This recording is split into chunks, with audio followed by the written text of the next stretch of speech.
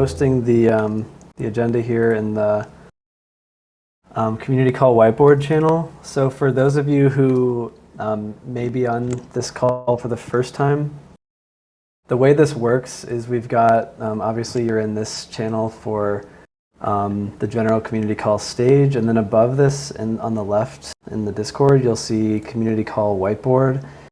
So I will post the agenda here right now. And then Alex, if you have any visuals or links, we can share those also in the whiteboard channel. And then everyone can, of course, chat in the community call chat channel, ask questions and things like this. We will also be opening up the stage for questions at the end as well. So if people want to ask a question verbally, that's also a possibility. And then, as always, we're recording this session, and this will be posted on our YouTube and shared with the community on various channels. So yeah, I guess first I want to welcome Alex. I've actually known Alex for a while now. We met at a substrate conference back in the day, and then he's been doing a lot of great work on the unique network and Quartz side. So today we're having him here to talk more about Quartz and introduce that project to the community as the Quartz token will be launched soon on Karura, and then definitely exploring more integrations with their team down the road. So thanks, Alex, for joining. My pleasure to be here. Always great to chat with you. Yeah, I think that was the Web3 conference in 2019 in Berlin, wasn't it? Yeah, exactly. Together with Sub-Zero, yeah. Yep. A while back. Yeah.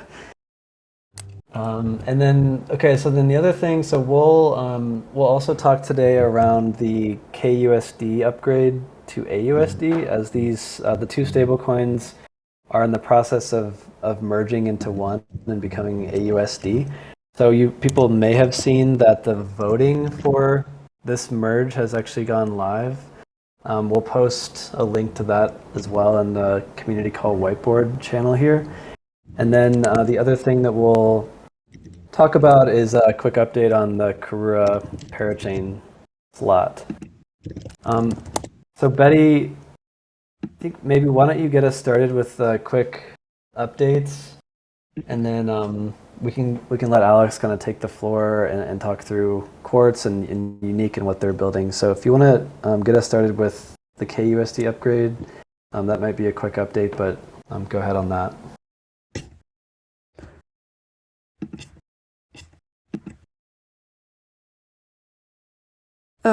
Hello, Betty? Can anyone hear? Yeah. Oh, cool. Yeah, so hi everyone. Yeah, so we've put up the vote last night, and it will go on for a week, so no rush. Go and have a look at the kUSD upgrade.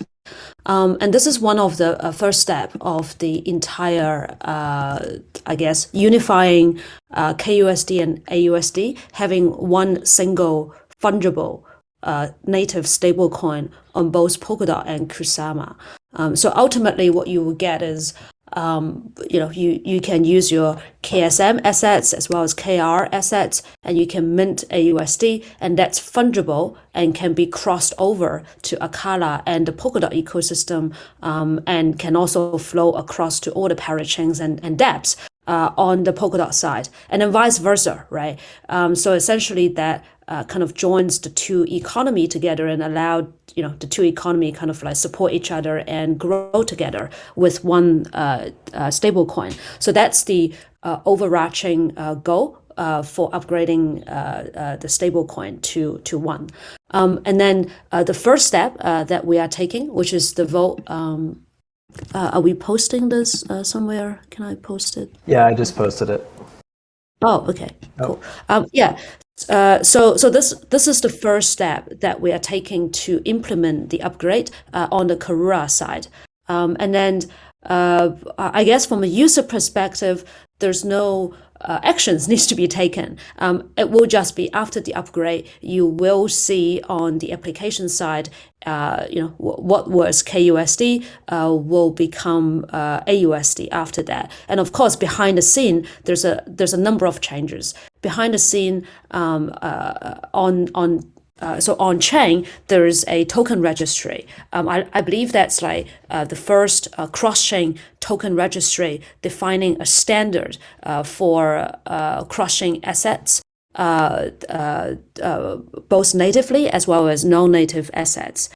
And that essentially, as part of this upgrade, the kUSD symbols as well as other relative metadata will be updated there. But that is a very cool thing because in that token registry, not only you get all the substrate native assets like the ACA, KR, aUSD all registered there, but you also get all the foreign assets. So we've already done that for Moonriver token, Remark token as well. Those coming from outside of the parachain. And it also registers non-native tokens, but originated from Karura. So for example, Taiga, and also I think that there will be other tokens natively launched on Karura and Acala very soon as well. So those are registered there as well.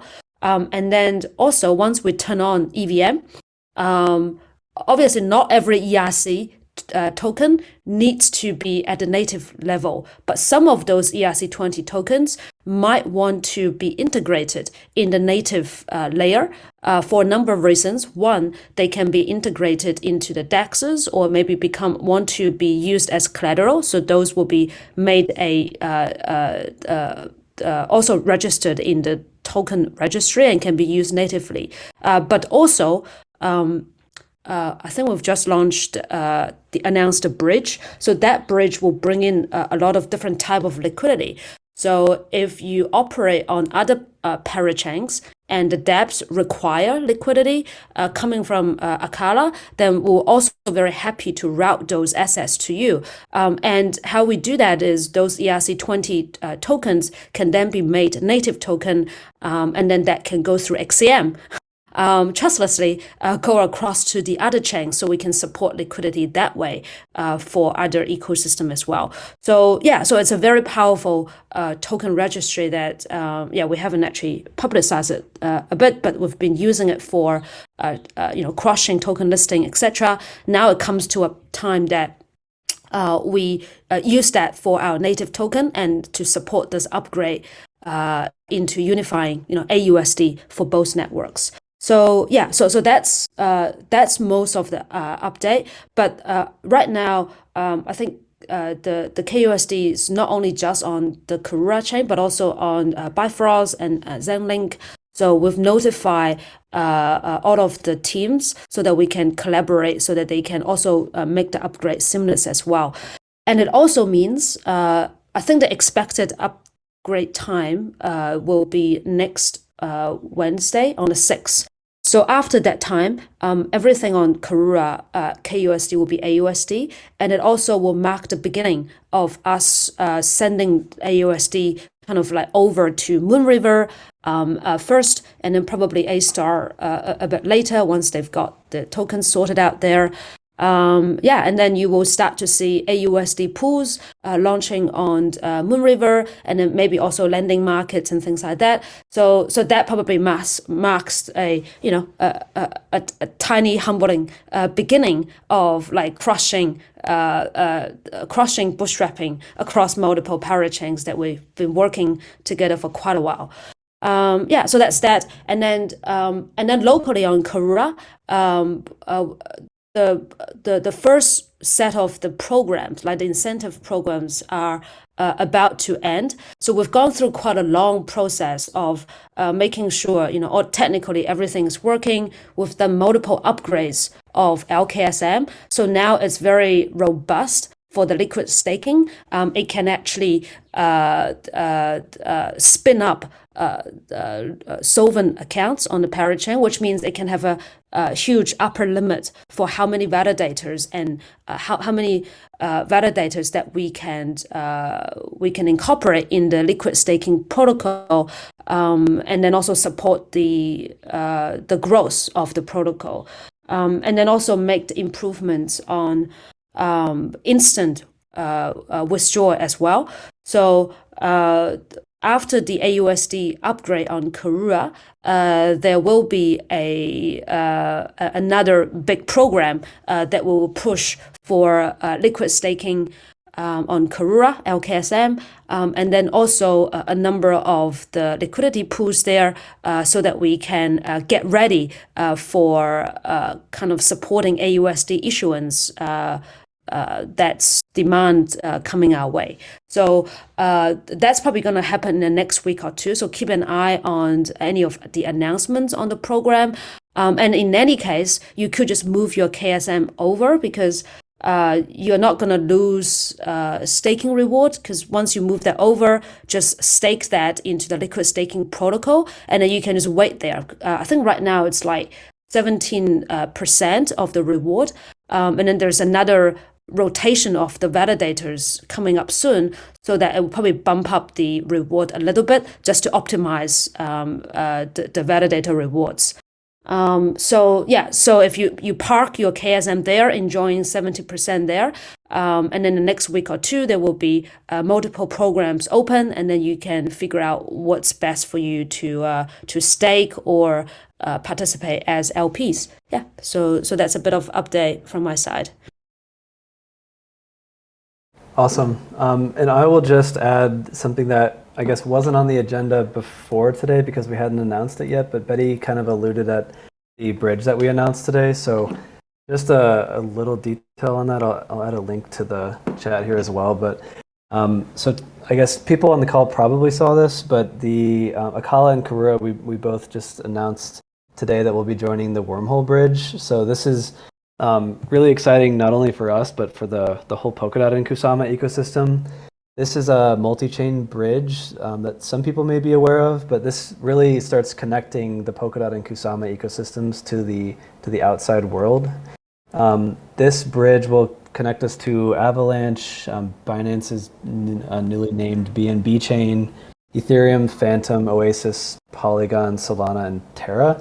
So over time, there's definitely some work in, of course, bootstrapping our ecosystems and more of these parachains getting up and running, but definitely going to be exciting to start seeing a lot of cross-chain interaction with not only parachains, but now the outside layer ones that are being connected via Wormhole.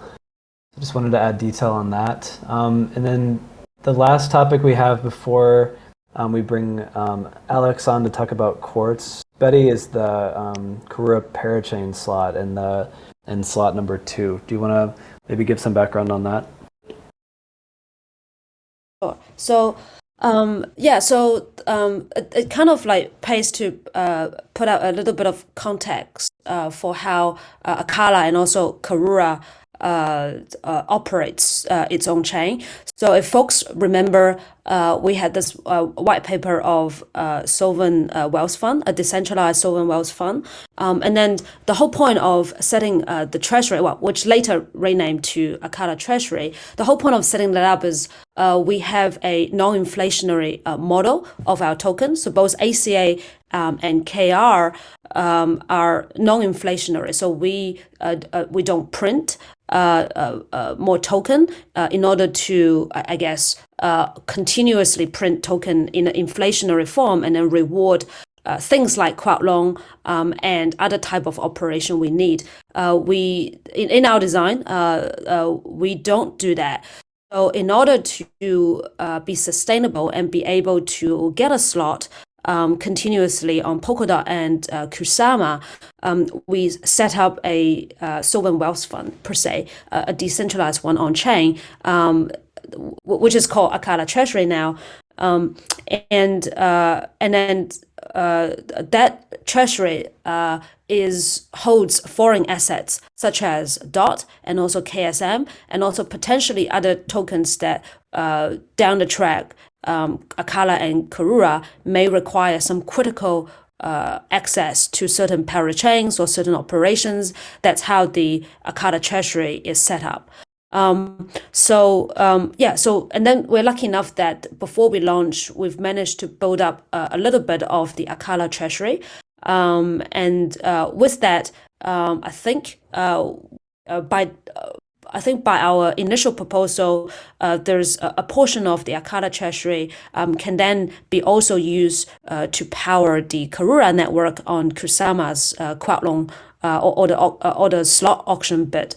So then what we did was we took out a bit of the treasury and then used that to bid for a slot. So that was kind of like the first time we kind of like realized our sustainability goal as to, without printing further rewards, we are able to, get another slot and then continue to operate.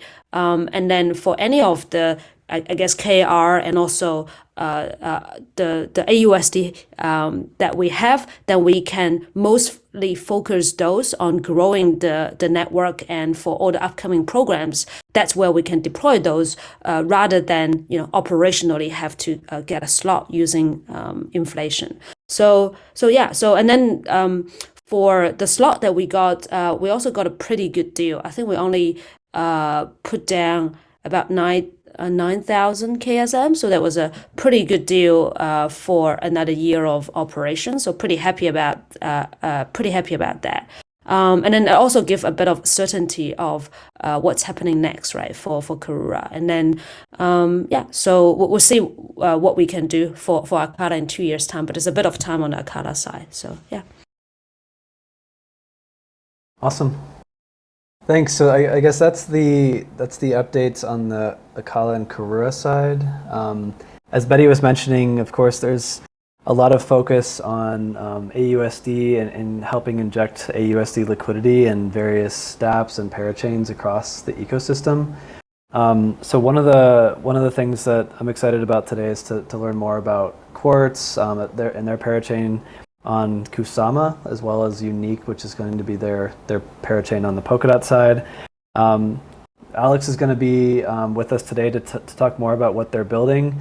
Of course, the most near-term, integration between the two chains is that we've got what's called an HRMP channel. It's basically like a tunnel between Quartz and Karura that allows token transfers between the two networks. So Quartz, their token will be listing on Karura in the next 2 or 3 weeks.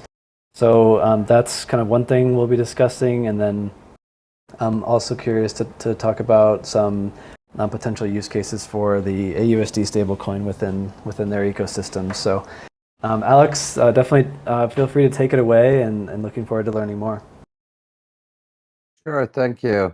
And thank you, Betty, for the update. I now know who was that was buying that was leasing the next slot. I didn't know the details, but I was suspecting it was somebody prolonging stuff. Glad that it's you. I was very happy when you guys won the first slot on Kusama and on Polkadot as well. Been following you since the beginning days. We are both in the ecosystem for a long time, and a big admirer of what you're doing.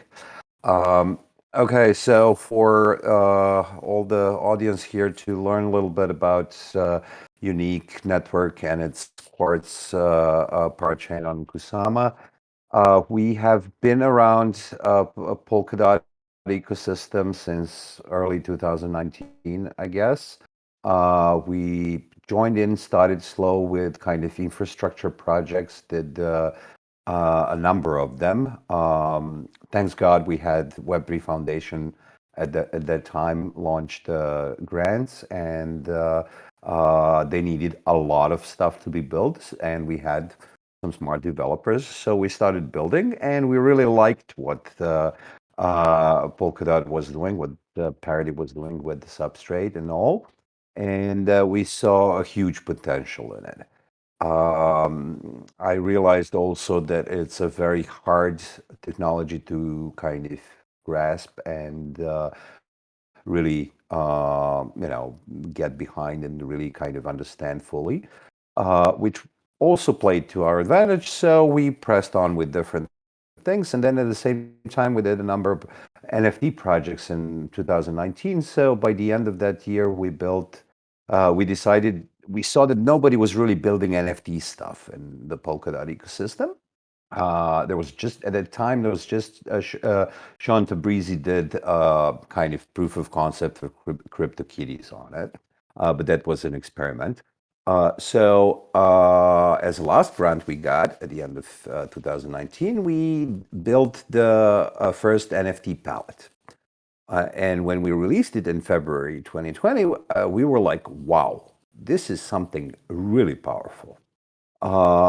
We were working at the same time a little bit on the stuff on Cosmos, and we're looking and proposing to them to improve their NFT module. They had it earlier, but wasn't doing anything. It was sitting on a shelf. But when we built this palette on Substrate, we realized how much more powerful it can be. So we quietly continued developing it on our own.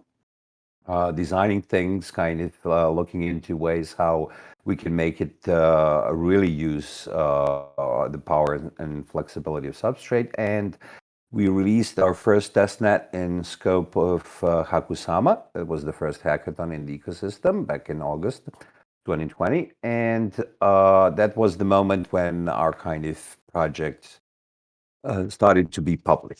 We won that hackathon, and we started getting calls, and we understood that we really are onto something. So here's the thing: is what we built is not just on so many of these layer ones. You do have NFT functionality, okay, but it's more of the same thing that Ethereum has. You basically, it's what I call mint the file, make the file, mint the file, sell the file. Basically what you can do. You can do very, very little more than that, because the way they handle the infrastructure, the NFTs are basic infrastructure thing. They are tokenization of unique assets, and as such, they require much more powerful infrastructure technology than fungible tokens, because each are unique. So you cannot scale it that easily. It's just like unstructured data in kind of Web2 technologies. And what we have today is a very weak and not efficient technology. We did some calculations. We're getting it reviewed by some research institutions like Cambridge or Oxford, I don't remember. But when you take NFT on Ethereum, you produce 48 kilograms, I think, of CO2. Some incredible number. It's you spend so much energy by transferring it. It's the same amount of energy as a laptop working for 6 months. Okay, or there are some other comparisons. Our CTO is going to talk about it in Lisbon next week. The problem right there, obvious to everybody, is the carbon footprint of that thing. But if you think about it from the technical perspective, it's just a very obvious indication how inefficient that solution is, and has to be replaced, has to be buried and replaced. You can leave, CryptoPunks on Ethereum because they cost millions of dollars, but you cannot build technology on that. Okay, so we decided to build the chain that can be infrastructure for next generation of NFTs, much more efficient, millions of times more efficient energy-wise and scalability-wise. Thanks God we have Substrate that is extremely flexible, so you can pack in stuff that you really need for those use cases and not worry about other stuff. We don't have to do any DeFi stuff. Acala does that, right?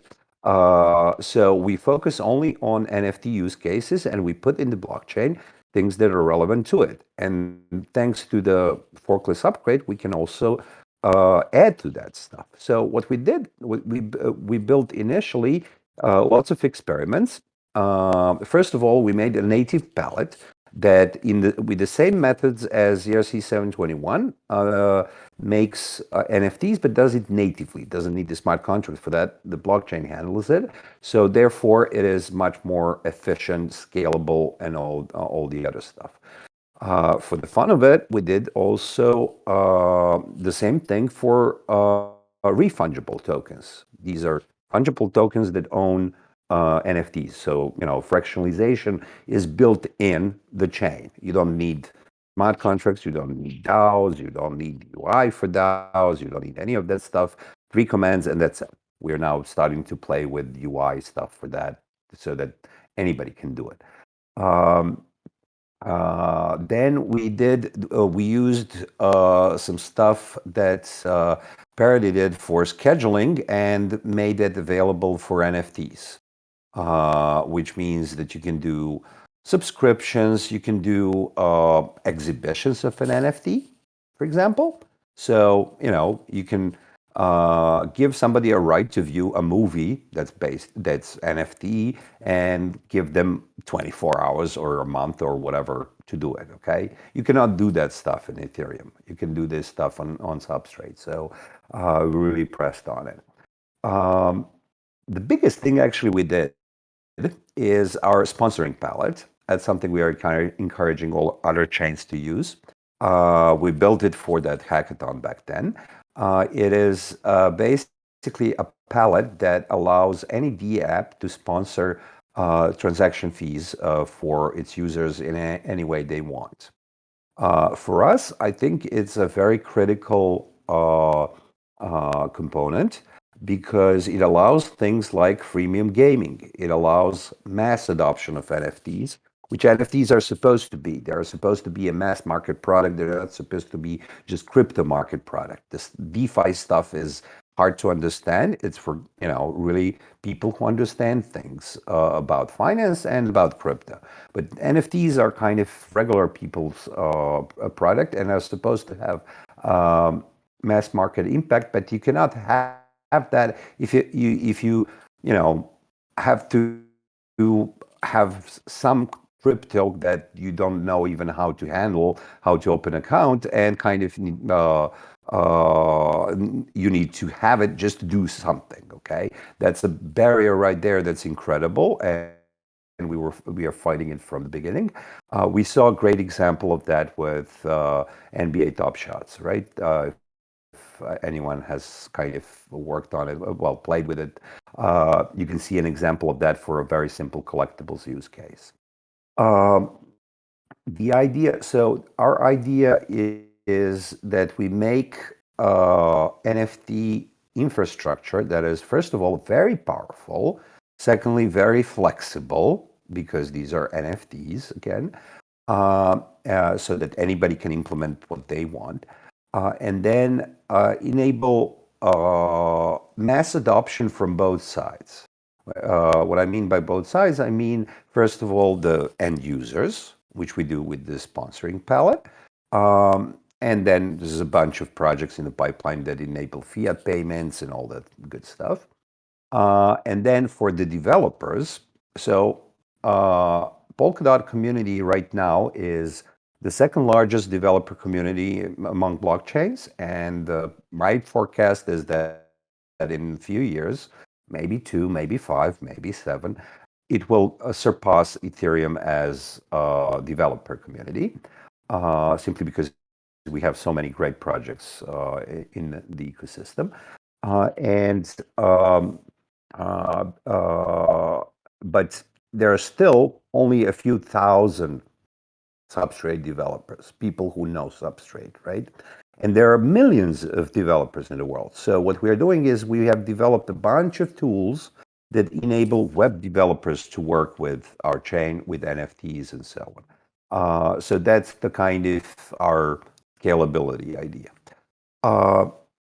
So we have launched Quartz with EVM and all these pellets that I mentioned, we have about, I think, 7 of our own, and I don't know how many, I don't remember how many that we have modified from those that were done by Parity or others. We launched Quartz in, I think, well, late last year when we won the 14th auction. And there we were kind of, we were cautious about it. We didn't kind of want to come in and try to win the very first we can. We just went in and won the first one we were applying for, and that's it. We are now, and Quartz is live. It has already a substantial number of collections on it. We did the first few. We did the first one for that hackathon, Substrapunks. We did the second one for Polkadot Decoded last year, Celebrix. We made the marketplace for those things back in November 2020. Okay. And we did it because people were trading those Substrapunks OTC and some were getting scammed. We built a bridge to Kusama, so and made the marketplace that works to this date. It's unique NFT.io, unqnft.io. And that marketplace gives commissions back to the community of people who own those NFTs. And we have launched our Mint Fest to accompany our crowd loan for Polkadot, for Unique. That crowd loan has started a couple of weeks ago, and we are starting the auctions in the next batch. It starts on the 5th of April. So all of that is designed to show how much working chain we have, and which brings me to our collaborations and our next plans, and our biggest kind of hopes and interests lie in collaborating and in developing the Polkadot things within the Polkadot ecosystem. So the first thing we did was the integration with Acala on the tunnel that Dan mentioned, which is just the first step. Okay, I have in my mind, I don't know, between 10 and 20 use cases of things that we will collaborate on. It's just a question of time and priorities. But having the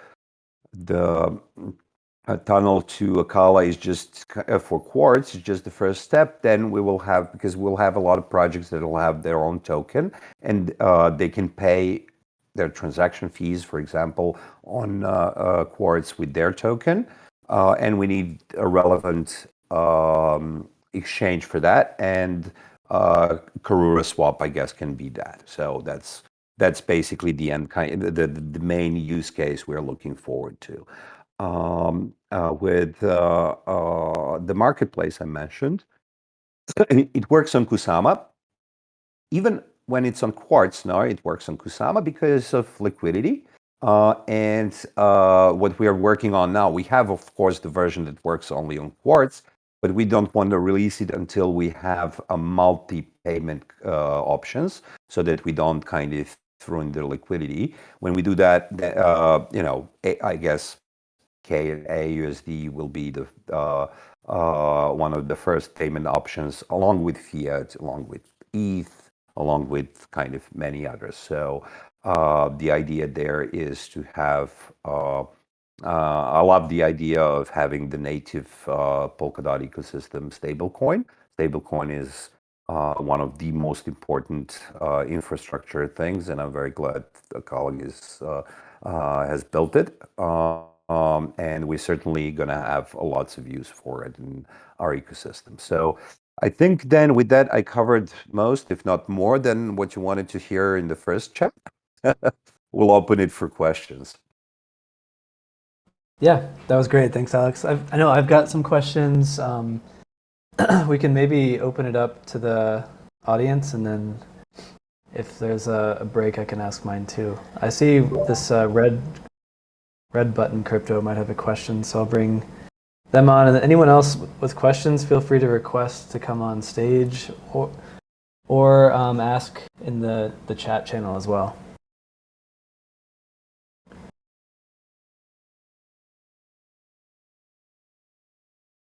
Okay. So it looks like red button's not coming up. So Alex, I just wanted to ask, so you talked about Quartz as well as Unique. Could you maybe elaborate a little bit on the differences between Quartz and Unique, and I don't know, maybe how they might work together in the future when there's the bridge between Polkadot and Kusama? Same thing, no kind of hard things to grasp there. Okay. Same thing, different relay changes like Karura and Acala. So Quartz is on Kusama, Unique is on Polkadot, and basically they're going to be very, almost the same chain. We only kind of do things first on our testnet, and then we put it live on Quartz, and then we roll it out to Unique when it's ready. How they're going to work together, we are working next on the bridge between the two, so that you can send any NFT back and forth any way you like. That's kind of the main thing to do. And then we'll see where the market takes us. I'm a big fan of not planning year ahead. We plan a month and quarter ahead. The rest we leave to the market. So when we start getting kind of inquiries for this and that, we start kind of working on it. So that's our approach to that. But the biggest, the first thing we need to do is have NFTs move around. We actually are working now on moving NFTs between Quartz and State Mine or State Mint. I mix them. Which one is which? And we're gonna have it do the same thing between ORML and Quartz. We know your NFT palette. We worked on it back when we did the gallery for Kusama. So it's not too a hard thing to do. So I saw somewhere a question in one of the chats that how do you is there a marketplace for NFTs on Karura? We can do that. We can kind of just easily kind of integrate it too, and that's one of the use cases I think of collaboration and have NFTs flow back and forth. Have those NFTs join our marketplace, and then maybe you can do marketplace on your end and things like that. But that's that's the direction. I love what's coming. I mean, the Polkadot benefit is every step is exciting, and there are a lot of steps. So with many parachains going live and with XCM kind of hopefully maturing soon, we're gonna have a lot of fun. Awesome, thanks. We've got some questions in the chat here. Kusamurai is asking, how do you view the relationship with Remark? Is there anything you're working on with them? And I guess more broadly, how do you see the kind of Polkadot and Kusama NFT space evolve? Well, right from the beginning, when we kind of first came out with our palette, our testnet, several people kind of from the ecosystem reached out to us and said, okay, there's a bunch of people working on NFT stuff actually now.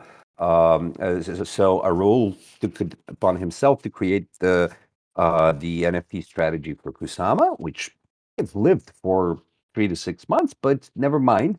It brought us together, and with Bruno, we have very quickly, really hit it off because I think he and his team are just like you guys at Acala are. You have he has his head in the very right place.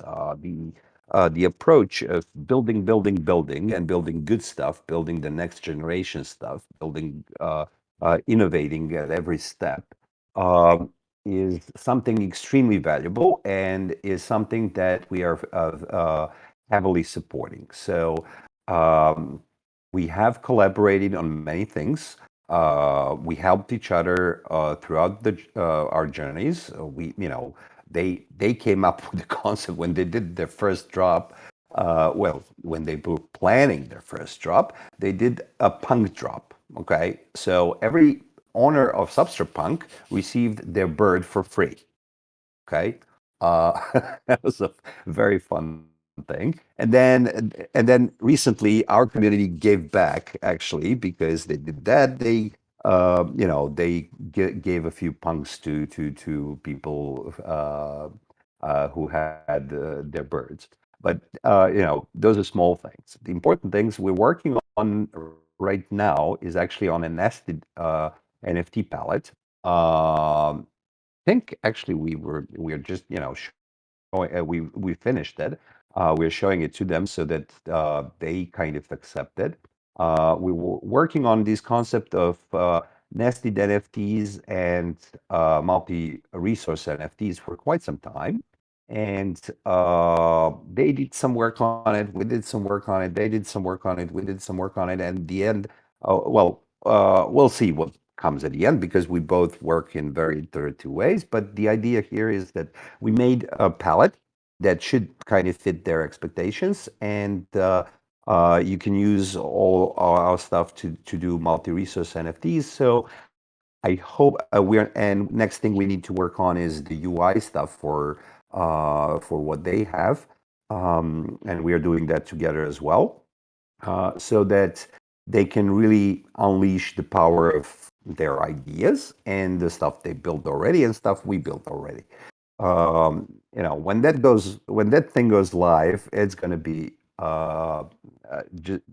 just awesome, because we both already have the most advanced NFT stuff out there, and when they combine, that's going to be something that nobody's going to be able to catch up with for a very long time. So, a lot of people are asking us these questions, and I always say that I consider actually a Remark team and what they're doing, um, one of the best things we have. We again complement each other. We're not dependent on each other in any way. We work completely independently, but still kind of collaborate in so many million ways that I think only by doing that we can make really the Polkadot NFT ecosystem become and stay for a long time the most valuable and most advanced NFT system out there. Awesome, great answer. Anyone want to come up and ask a question? The stage is open. I'm going to keep watching the chat over here too.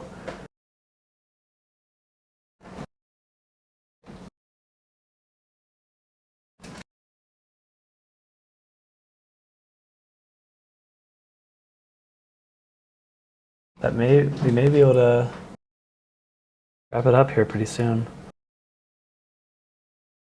One question I had for you, Alex, could you, since we're coming up close to the Quartz token launch on Karura, could you maybe walk through how the token's used on Quartz for people, just so they can get an idea around the utility?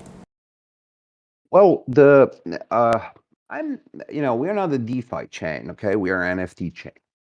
So our approach to the token kind of value was that it should be massively used, okay, for doing NFT stuff, for for simple or for complicated NFT stuff. Because to do anything on chain, you need a token to do it. There are a gazillion kind of different ways you can use it. Actually, very simple one, minting. Okay, just go to, I guess, our website and things. We're doing the Mint Fest now. We have a tool called Unique Minter that anybody can use. Not even crypto people. You don't even need to be a crypto person. A very simple UI where you can mint a collection. And of course, okay, for that you need Quartz. We purposefully did not use sponsoring for that because we wanted kind of Quartz people to be the first to use it. We can do it, of course. So minting them, it's a minting festival. Then it's going to be competition around that, and then the winners of that will be featured on our marketplace, which currently has only our two collections. That's it. We're going to start kind of opening it up to outside collections, and winners of these minters are there. Then, if you are ambassador, polka dot ambassador, or Kusama, I guess there are no Kusama ambassadors, right? The first collection that actually we minted was the Queens and Kings, which was dedicated to polka dot ambassadors, and that's something that you have there. I think uh, those NFTs are transferable, but they're not supposed to be. You can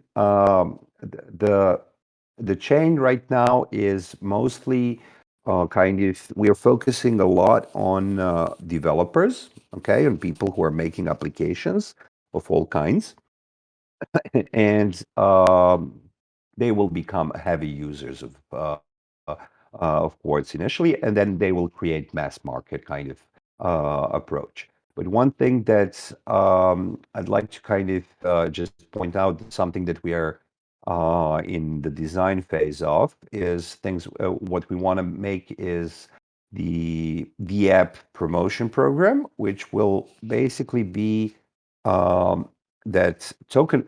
So I mentioned the sponsoring we have, right? Where basically any developer can use that functionality to easily sponsor the transaction fees for their users, which kind of takes away the barrier to entry and appeals to mass market and so on. Now, developers are usually not rich. Startups are not rich, so they cannot really go ahead and buy a lot of that stuff. So we'll give them some Quartz in the beginning, but then what we're building is the ability for token holders to actually sponsor the specific application they like. I think in the gaming world, it's going to be very cool, and anywhere you're going to have basically this way ambassadors of all the applications working on it, and they're going to earn returns of that. Now, this is future tense. I prefer to speak present tense, but right now you can mint NFTs. You can make your own marketplace if you're anywhere tech savvy. You don't need to know substrate. If you know kind of if you have basic development skills, you can take our marketplace. It's white label. You can deploy it on your domain. You need less than a day to do it. Our marketing says in an hour, but you know how marketing does. You can make your own NFT business really in a day with all the stuff. We have the wallet, we have the minter, we have that marketplace. You can use the gallery as well. Anybody can do it. And I think that is something that is most interesting about Quartz these days. We have dozens of very cool projects building on it. Some are we are focusing a lot on projects that can support a lot of other projects. So launch pads, dev shops that can kind of custom build stuff for others, At 10 o'clock in Russia, art Karura. marketplace that kind of can take in artists and kind of guide them, book publishers and NFT book publishers, video bridges and all that stuff, because that's what's going to bring the scale. That's what we understood. We have spoken to hundreds of different projects, and we understood that we really need a network of partners who can support scalable kind of solutions and kind of the NFTs are everywhere these days. There's millions of people who want to do something with NFTs. So we need to be ready for the scale.